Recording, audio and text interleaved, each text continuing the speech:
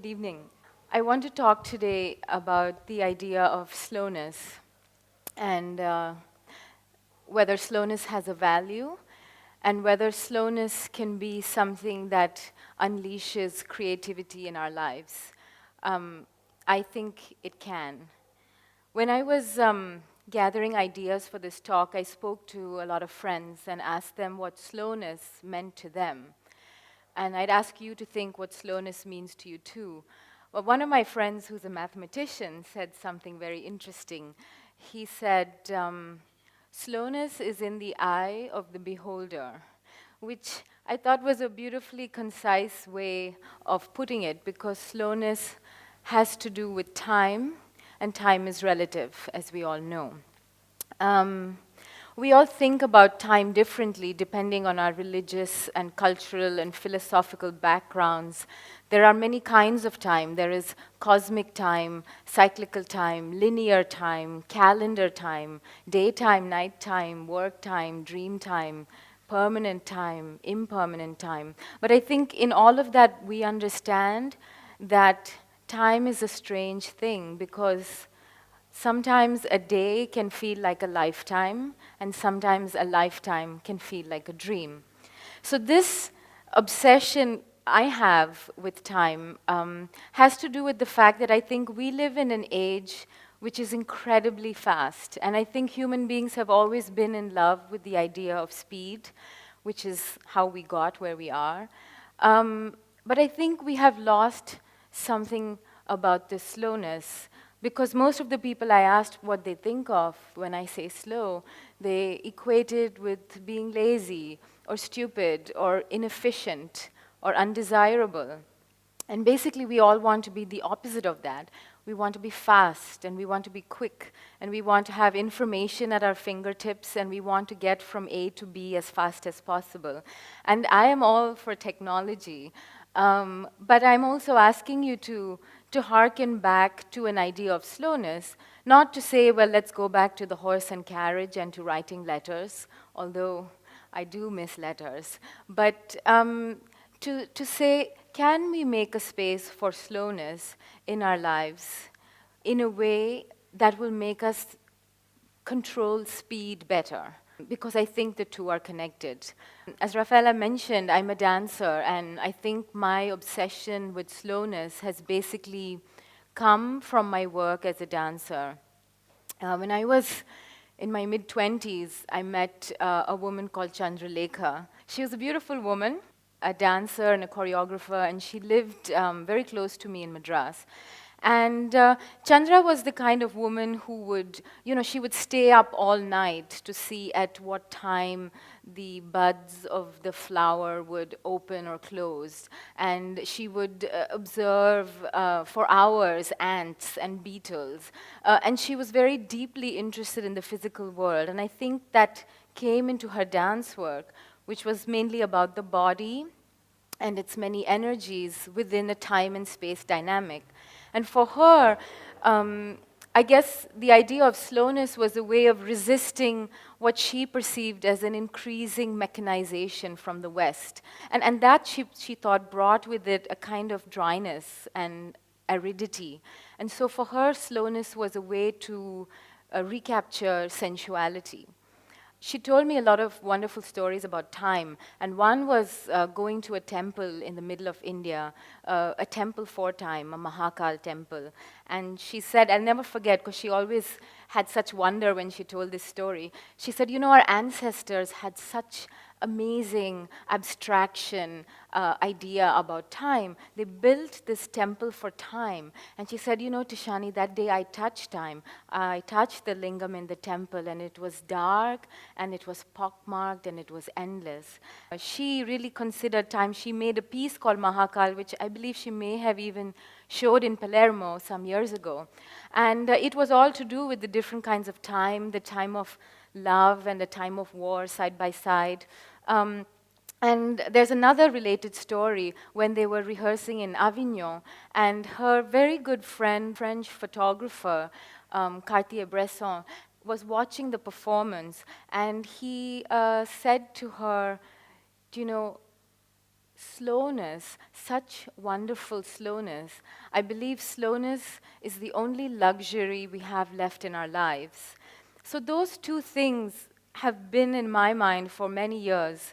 The idea of touching time and the idea of slowness as being a luxury, which is, I think, a real paradox. I want to show you a very small clip of the dance work that I have been doing for the last 10 years. It's one production, so talk about slowness. This was taken a few months ago in our studio in Madras. It's a very basic video, it's just short, and you will hear lots of noises of the street sounds of India, the motorbikes and the crows and what have you. Because the point is that we rehearse in silence.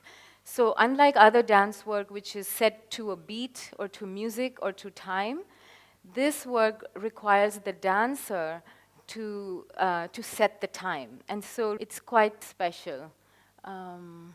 Okay.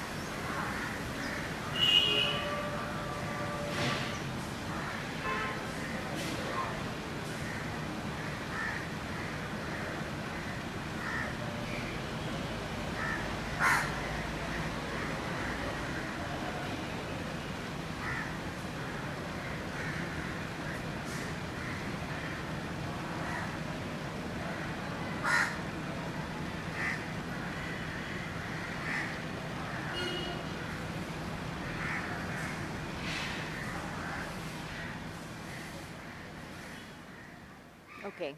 That is usually the point at which Chandra always used to say to me, Tishani, you're going too quickly, slow down. And no matter how slow I thought I was going, I think the pull of gravity in that situation, I was always trying to come back to the ground. And it's very interesting because when we perform this piece, we have musicians who sing live. And their music, again, is like an overlay. They don't go to the movement. They have their own piece. And I learned a wonderful lesson from them as well. They're classical Hindustani musicians, the Gundecha brothers. And there are basically 3 speeds: slow, medium, fast. But there's also super slow and super fast. But the thing to know about it is that it is the slow or the vilambit where they are exploring the music, the note. It's very abstract, there are no words, it's just the notes. That is the longest section of the piece. And it is in that space of slowness when they can really take the music forward and reach the very, very fast, which they do. And so I got this connection between the slowness and the speed. It's a kind of visual for me. I think of like a little grass ball that is rolling very slowly down an incline, and as it rolls, it's kind of collecting things like little pieces of moss and feather and stone maybe and twig and the point is that by the time that ball is reaching the crescendo, it has gathered layers of depth and textures and different things. And so the point is that you cannot reach that speed unless you have understood or inhabited the slowness. They are connected. And so I would ask you today to think about slowness in your own lives. For me, myself, it's a big struggle. I am definitely a person of this generation. I love speed as much as anyone else. And I've tried everything. I do yoga and I try to meditate, and You know, I don't wear a watch. I've never worn a watch. I try to ignore time as much as possible. Like, I don't have a 9-to-5 job. I don't pay attention to my biological clock. It's like, shut up, you know? And so I'm constantly pushing time away because I don't want to be oppressed by it. And I feel that sometimes we need to do little experiments in our lives. And for me, one of them is that I try to go away.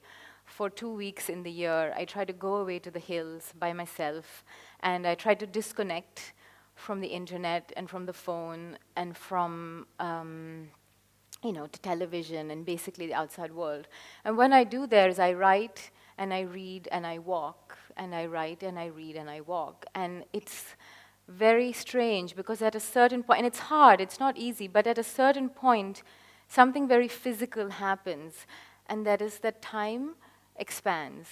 The whole, you can feel it expanding. And what happens is that after 2 weeks, the work that I have done there, I couldn't do in 2 months in the city. And it's not just quantitative, it's not just, oh, I did this much work, it's also qualitative. It is the fact that that work is sharper, clearer, more focused.